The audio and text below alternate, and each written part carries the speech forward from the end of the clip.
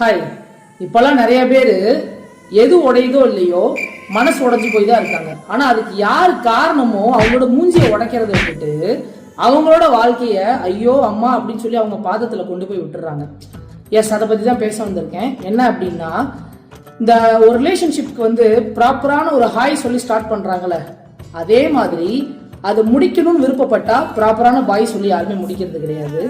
இப்போ ரீசெண்டாக அது ரொம்பவே ட்ரெண்ட்லயே இருக்கு. எதெல்லாம் ட்ரெண்ட் பண்றோமோ இல்லையோ இதையும் ட்ரெண்ட் பண்ணுவோம் அப்படின்னு சொல்லிட்டு விஷயம் ஒண்ணுதான், ஆனா அதுக்கு பேர் தான் வித்தியாசமா கோஸ்டிங், சிச்சுவேஷன்ஷிப், டிஸ்டன்சிங், இக்னோரிங் அப்படின்னு. ஆனா விஷயம் ஒண்ணுதான். என்ன அப்படின்னா, நல்லா ஸ்டார்டிங்ல பயங்கரமா காதல் வசனங்கள்லாம் பேசி பேசி பேசி பேசி நல்லா பழக வேண்டியது. அதுலயும் பாத்தீங்கன்னா அதுக்கு நிறைய பேர் friends, more then friends, besties, friends with benefits. முன்னாடிலாம் பார்த்தீங்க அப்படின்னா ஒரே ஒரு பேர் தான், லவ், அவ்வளோதான். அது முடிஞ்சிருச்சா, லவ் ஃபெயிலியர், முடிஞ்சு போச்சு. இப்போ 1000 பேர். ஆனால் இந்த ப்ராப்ளமை ஃபேஸ் பண்ணுறவங்கன்னு பார்த்தீங்கன்னு வச்சுக்கோங்க, ஆயிரக்கணக்கான பேர். இதில் நிறைய பேர் சொல்கிற விஷயம், எனக்கு என்ன பண்ணுறதுனே தெரில, அதுலேருந்து எப்படி வெளில வர்றதுனே தெரில.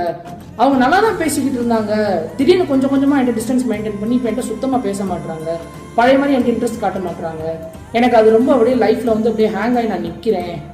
ஸோ அந்த மாதிரி இருக்கிறவங்க தான் அதிகமான பேர் நானும் பார்க்குறேன். அது இப்போ இப்போ பழக பிடிக்கலன்னு வச்சுக்கோங்களேன், சாரி சொல்கிறேன்னு தப்பாக எடுத்துக்கிறாத, உனக்கு எனக்கு ஒரு மாதிரி செட் ஆகாமல் இருக்குது, ஸோ கொஞ்சம் உன் லைஃப் நீ பாரு, என் லைஃப் நான் பார்க்குறேன்னு சொல்லிட்டா கூட ஆப்போசிட் சைடில் உள்ளவங்க கொஞ்சமாக புரிஞ்சுட்டு ஓடிடுவாங்க. அப்படி புரியாமல் அப்பயே எனக்கு நீ தான் வேணும்னு சொன்னால் கூட நம்ம கோஸ்டிங் பண்ணி காணாமல் போகலாம். ஆனால் இப்போலாம் அப்படி யாருமே சொல்கிறது கிடையாது.